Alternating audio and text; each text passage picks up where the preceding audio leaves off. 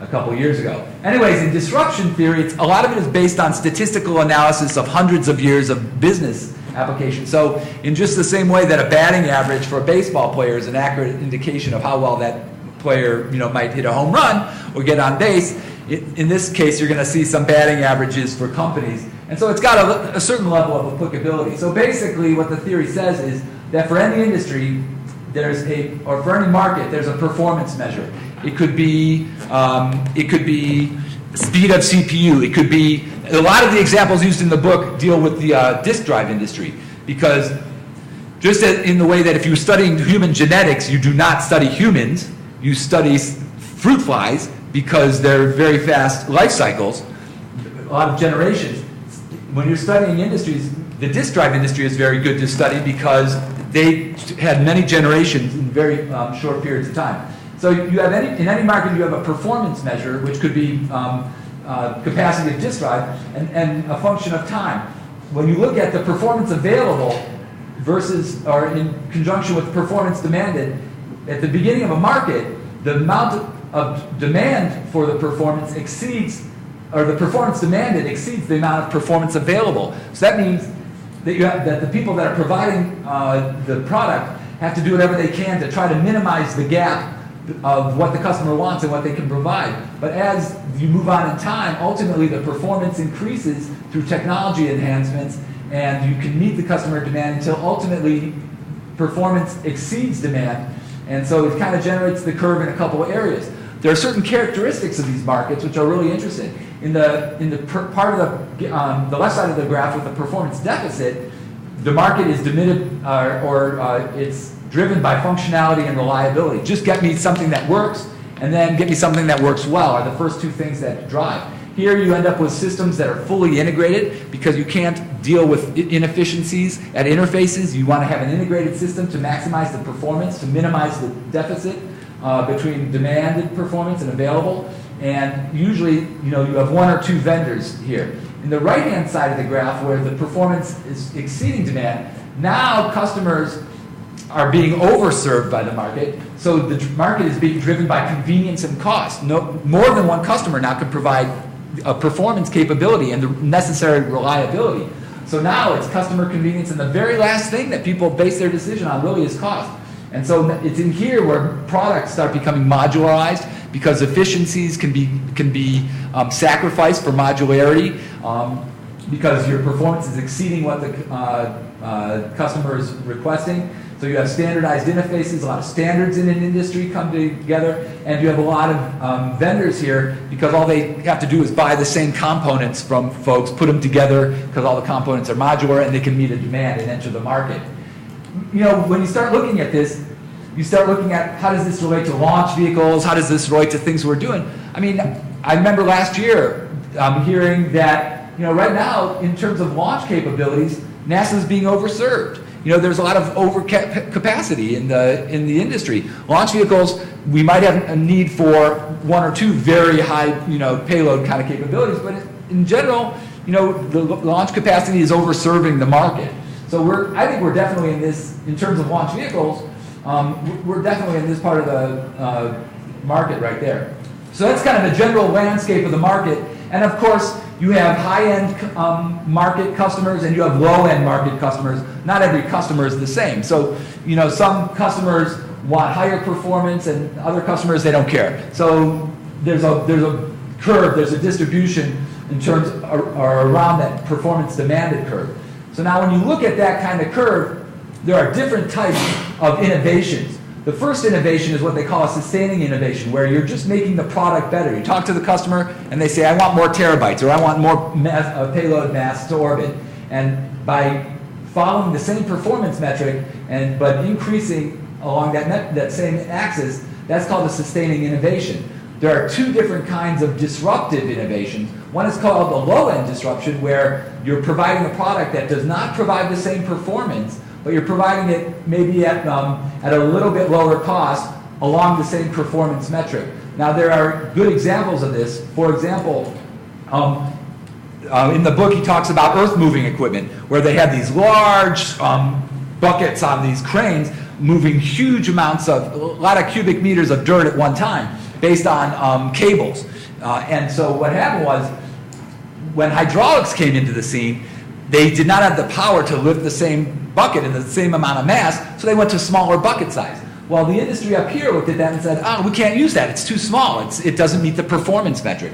Well, it just turns out that there was an entirely new industry starting up after the war of high, very precise but smaller digging trenches around new residential areas when they were building all these new housing areas. And so the hydraulic earth-moving equipment basically fit into that market very well, and that helped them develop their performance capability over time. So little by little, the performance of those hydraulic earth movers started moving up. And as the capability starts moving up, the low-end customers from the original market start peeling off because it's cheaper to go with this new technology now.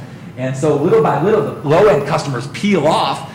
The high-end customers stay with the traditional or the established market, and that's fine by the established companies because those are the high profit margin customers. The low-end customers are low profit margin, and the established companies would just as soon get rid of those. So that's a low-end disruption. There's another kind of disruption that's called a new market disruption. And it's new market because they go for a totally new performance metric. They're not going to be competing on the same metric over here. And in the suborbital domain, this could be altitude of apogee, or time which roughly correlates to time in microgravity. And later on in the analysis, you'll see a sustaining innovation would be to go to higher altitudes. A low-end disruption would say, okay, I'm becoming cheaper. I might not go to the same altitudes as the established industry, but I'm going to do it much cheaper. A new market disruption would be, hey, listen, I'm not even going to worry about altitude. I'm going to give you something totally new like payload recovery or multiple flights in one day. So it's a different type of disruption. So that's the basic lay of the land here. Let's see what this chart's about. Sustaining, for some reason, there's two of these. Okay. So this theory was developed over many years. It was presented in the popular press by Clayton Christensen in '92, and there's a lot of criticisms to this theory, which there are limitations to any theory.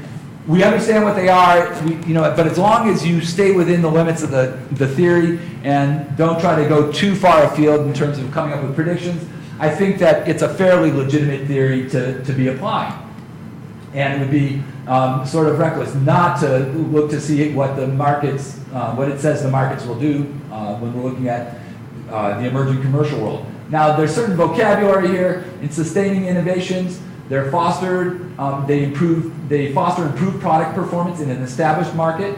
It can be incremental or radical. We're not saying that the improvement along the sustaining line has to be incremental. It can be very radical and discontinuous, but it's going to be meeting the same performance metric as the established market.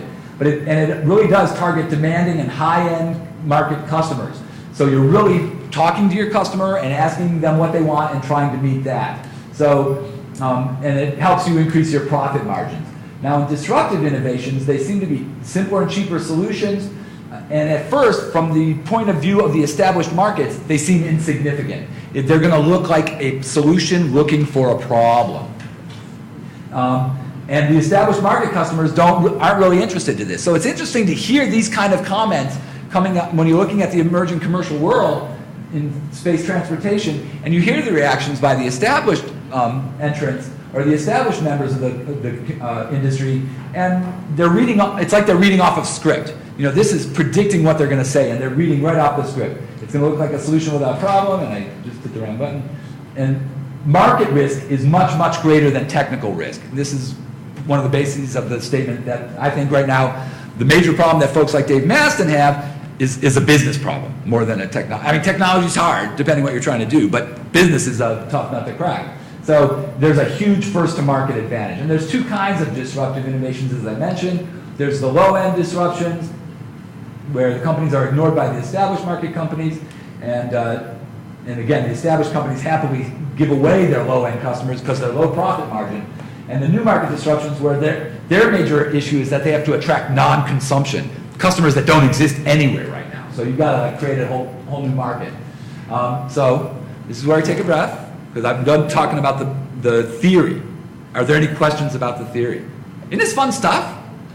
I mean, this is really interesting stuff because, again, you could say, oh, it's businessy, blah, blah, blah, but it's like, it's real academic work, and it's serious, and so we really should be looking at it. That's the point here. So coming up next, characterization of the suborbital market. Now this is where it kind of gets fun. Okay, so there's a thing called attribute characterization. When you're looking at a market, you don't look at the product, you look at the job it's doing. So the job that suborbital transportation provides is access to microgravity, access to a certain altitude, access to launch or space environments, and there's different types of facilities that we are using to perform those jobs. Drop towers, parabolic trajectory aircraft, sounding rockets, and RLVs now. And the types of payloads they carry can be characterized by the purpose they're fulfilling, their size and form factor, as well as the environment that they're getting into. Now, again, we're not, the critical unit of analysis is, again, the job they're doing, the circumstance, and not necessarily the customer. So we're not really talking about who the customers are specifically. I'll allude to them, but we're not going to draw our graphs using the customer. In the report, I look at those different facilities and vehicles, drop towers, parabolic trajectory aircraft, sounding rockets, and RLVs, and these are the ones that, these are the specific facilities and vehicles that I was looking at in my analysis. It's not everybody, but it's a lot of folks. Okay, so now what are the purposes of the payloads? We talked a little bit about this, but microgravity research, all different types of science, astronomical observation, technology demonstrations, research and educational missions at all levels. But there's also novelty payloads and the personal space experience. So these are all different jobs that this transportation system will be fulfilling. So now again, when you do this attribute-based characterization, I've got a chart here showing the different payload form factors, the volume. So I've got small, which are cylinders, medium, which are rack-sized payloads, and then large, people-sized payloads. And then over here, along the x-axis, I'm showing either time in microgravity, which again is related to apogee of the suborbital flight. And so drop towers can do small and medium-sized payloads for very short periods of time.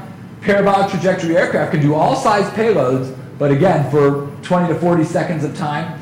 Sounding rockets can only do small cylinder payloads. I think it's, I want to say 70 centimeters is the diameter of... 17.25 inches. 17.25 inches is the diameter of a black brant. So that's where I got the cylinders. That's the form factor they have to fit into. But they can get fairly high altitudes, and I'll show you a graphic, 1,500 kilometers. Whereas the emerging commercial suborbital worlds and the RLVs, right now, I'm going to be looking at just the 100-kilometer kind of altitudes, but they could do all sorts of form factors. So in this case, there's a whole part of the market here that there's going to be no competition for them. So down here, I do show the purposes of the payloads, the tech demos, the research and education missions, basic technology and science demonstrators. So I just do that to show how those different types of jobs that are being done, how they relate to the overall scheme of this attribute-based characterization. So there, in about 3 seconds, I just covered that. Any questions? None? So far, so good? Okay, so now this is where we apply the theory to the market. Okay, so basically I showed this graph earlier. This is a graph of all the suborbital launches, I think, ever. I got this off of a database called the Launch Vehicle Database, which is available on the web. This was updated. I did pull this data out back in January 2008, so I'm missing a couple data points. And these are launches at least greater than 60,000 with, there's more than 60,000 suborbital launches. I think that I've only got like 14,000 in here. When I look at this, I see a line going all the way up here to about 1,500 kilometers. You can see how the performance has increased over time. I'm looking at this saying, is this applicable? Is this market performance capability, has it grown the way it looks like the disruption theory says it should? And here you're seeing a fairly clear growth of time. And if you get a little bit more creative in your vision, you see, like, I saw kind of a collection of flights over to here to 300 kilometers, and there's a collection over here to about 100 kilometers. This is a little bit of a stretch, but you see this kind of capability increase over time. So you do see this performance increase over time. which makes me a little bit more comfortable with showing how the performance has increased over time, and it's applicable, or it fits what the disruption theory says. Now, I brought this up here just as a reminder to show you the 3 different types of innovation, and I'm really clever here. I use color coding. So you'll notice the red, green, and blue relate to different types of innovations, and that'll come back. What I did in this paper was, I said, let's pick 3 scenarios. A sustaining innovation, which would be here on the graph, a low-end disruptive innovation, which would be here on the graph, which is a little bit lower altitude, and then a new market innovation, which would be up here on the graph. Again, lower altitude, but to a higher form factor for the payload. So I looked at those 3 types of scenarios, and here's where they would show up on this graph. And so each one, I walked through them. So the result of scenario 1 is that, okay, the point of entry is at the high end of an established market. You're trying to outdo the existing, the incumbent members of this existing and the established market. So it's going to be very small payloads, and you're going to have to exceed or at least meet 100-kilometer trajectory apogee. And from this, what you find out is you're in the performance oversupply region of the chart, so the products are highly modular, and they tend to be seen as commodities. And if you look at the black Brant line, it's an Orion, this, that, and the other thing. It's mix and match kind of first, second, third stages right now in the suborbital and the sounding rocket domain. When you buy a rocket that goes out of White Sands or out of Wallops, the demand is right now driven by customer convenience. I'd say cost here, but I mean right now it costs about between $1 million or $2 million to fly on a sounding rocket out of Wallops, and so it doesn't seem like low cost, but cost really should be driven by these 2 factors at this point in the marketplace. In terms of the market reaction, the low-end customer, they don't want or need the excess performance that is available to them. The high-end customers, they like the higher performance and the exit barriers, so they're gonna be, or they like the higher performance, so they're gonna be interested in this type of scenario, this type of new product, but they have some exit barriers that might keep them from adopting the new product. So if Dave Maston came in with a new product that's at 105 kilometers, it could be a little bit cheaper, but hey, if I'm a university that's already set up my secretaries and my grad students working with NASA and whatnot, that provides an exit barrier that, hey, I got the system here, and why should I go to this new guy, which I'd have to, I don't need as many people or whatever. So there are certain exit barriers that might exist that would keep the high-end customers, even though they like the product, from actually jumping ship and going with the new guy. The incumbent companies, they'll be highly motivated to compete with the new entrant to this market. They've got the deep pockets, they've got the motivation, and they'll be highly motivated to compete. So in this scenario, the technical and competitive risks are very high, and really the best exit strategy for a company, new entrant company in this scenario could hope for would be a quick buyout by an incumbent. The worst scenario is a competitive attack where they go out of business. This is scenario 1. What was I going to say here? Something, but that's okay. The second type of disruption we're going to look at or the first kind of this next innovation is a disruptive innovation. The first type of disruptive innovation where it's a small payload, just like in the original scenario, but it's at a lower apogee, so it's a lower, less time in microgravity environment, and so you're in the performance deficit region of the chart. For this new market, again, for this new disruptive engineering, you've got performance which is less than what the customer demands. New entrants are highly integrated. You're going to have a vehicle which is built to perform as good as it can, despite the fact that it's coming in low on the same performance curve. The demand is going to be based on functionality and reliability. So you want something that's really reliable, and it's going to come in at a little bit lower cost. The market reaction is that the incumbent companies, they're going to ignore this new entrant because they're not even competing at the same performance level. And the lower end customers will be interested in going there because they're being overserved by the incumbent firm, and the lower price is going to be very interesting for them. High-end customers will ignore this type of entrant because it doesn't provide the performance they want. So the incumbents will continue to increase their performance of their vehicles And until the new entrant comes and starts getting better and better and better, they won't pay attention at all. Supposedly what will happen is the new entrant will come in. As they get better and better, they'll start stealing away a lot of the low-end customers. And does that happen? Anyways, yeah, and so the technical risks are still there. However, what happens is marketing risk is not that high because you know who the customers are. The customers are the same people that are currently being served by the existing market. So marketing risk is low. Technical risk exists, but it's less than it would be if you were trying to go to the higher performance levels. In this case, things like financing risks are high.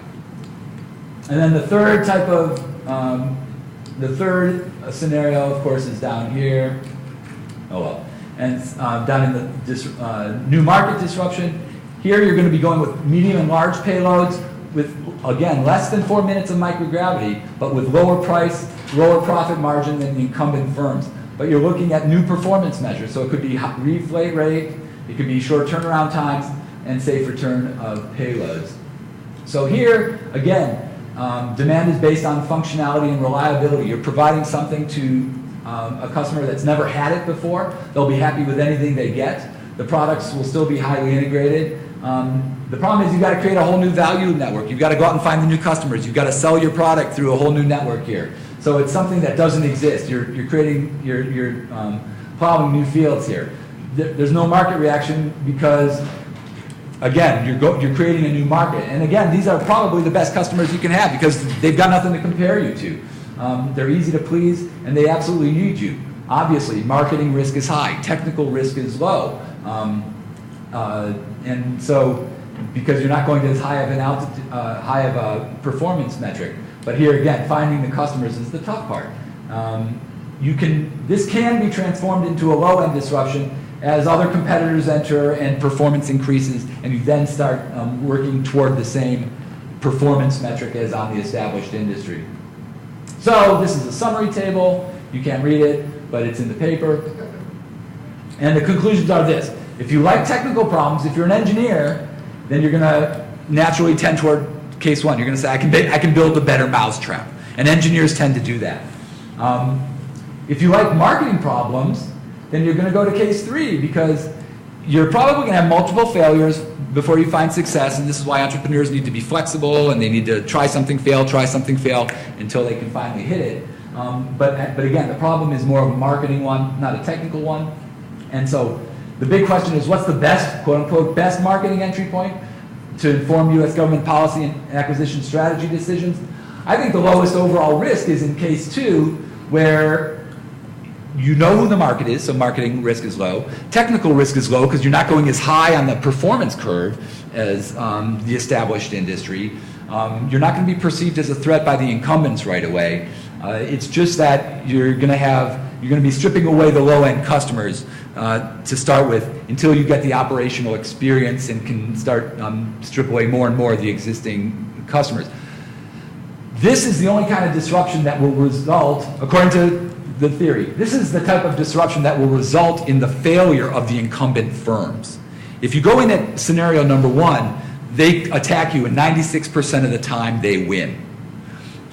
In case two, you come up from behind, develop your operational efficiencies. By the time the incumbents figure out that you are a threat to their business and enter the market, it takes them a long time to get their operational efficiencies up using the new technology. And there's a huge first-to-market advantage in this kind of case. And again, ultimately, this is the way that the hydraulic earth movers defeated all the cable earth movers. This is the way that the steamships defeated the sailing ships. And so by the time the incumbents figured out, it's too late to catch up. I'm supposed to end in 3 minutes in this room. We started a little late, but that's my presentation. I'm sure you were all enthralled. What kind of questions could you possibly have? Because I'm sure it was such a comprehensive presentation. Is that interesting, Dave? This is the guy that might use the information. Is it? It's semi-interesting, isn't it? See, the reason I did this talk was Neil Milburn, who works for Armadillo, came to FAA and said, "Hey, do a study on the suborbital market. He wanted to know, well, how many payloads of science this and all that sort of stuff. And I've got graphs that are in this innovative solution that says forecasting trends in an established market, not a problem. In a disruptive market, no chance. No chance. And he was showing, again, examples from the disk drive industry, how well, I think there was a magazine called Disk Trends or something, where they would have on the dime forecasts for existing markets, established markets for, whether it was the, 8.5-inch floppy disks or whatever, as the sizes got down and they became established, you could see the future if you had a past to base it on. But with a disruptive innovation, they would try to predict the markets for whether it was the 3.5-inch disks and the smaller and smaller drives that came out, and their predictions just were terrible. And so when Neil and I went back a couple times, and I was going, why bother trying? I mean, that's a book report, doing that. Whereas this, it's a theory, it's got its limitations, but if you look at it right and don't go too far off field, you could predict the future to some extent. And that would be useful information to know, again, for the U.S. government on how to maximize the success of an emerging industry. So how does regulation, say like an FAA regulation of space, which we've heard recently in the news in the past couple of days, how does that influence these case scenarios? How does regulation of space influence the scenarios? Help or hurt one of those three scenarios? In almost all these cases, it would give the incumbents the incumbents, weapons. Not the incompetents, the incumbents. Yeah, okay. Incumbents. I heard incompetent. The incumbents. So it serves the... It creates an entry barrier. The incumbents are going to use the regulatory regime as much as they can in order, as a weapon against the new entrants, to raise the bar. Right. For entry. So regulation... Fortunately, we've already got the regulatory, the new guys already got the regulatory capture, so they won't be able to. But typically in industry, they'll use So more regulation is bad for up-and-coming industry. Is that what you're saying? That more regulation is bad for up-and-coming? It's not necessarily more regulation, it's how the regulation is done. And there's a reason why you don't see too many new commercial aircraft companies coming into existence.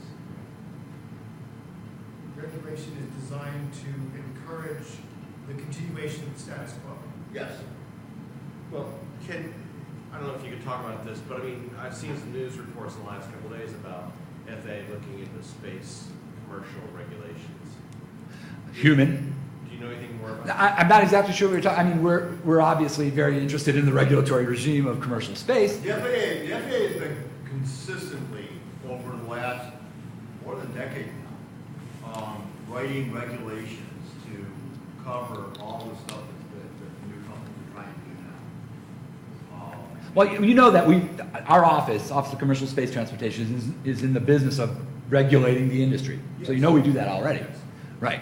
So we're continually looking at them. We're looking at the possibility of what happens if we are given authority to regulate on-orbit operations, which right now is not regulated by anybody. So we're looking at that as a possible new growth area. If that authority is given, we're looking at what that means to us. We're looking at ways to make our regulations better. And so yeah, that kind of internal reality check goes on. And this can help inform that. But again, this, in our encourage, facilitate, and promote role, we're trying to make sure that we can provide interesting information. Because again, I can stand up here and say, if you listen to the president's budget, there's going to be $10 billion. If you add the $6.1 billion from the president's budget, NASA is a huge customer that can help encourage this. So are they putting that $10 billion in the right places in the market? Because if you're putting the $10 billion, or if you're putting the pot of gold in that scenario number one, there are certain implications there. A company you're encouraging new entrants to come up there at that sustaining innovation, but you're then also encouraging the competitive attack by the incumbents.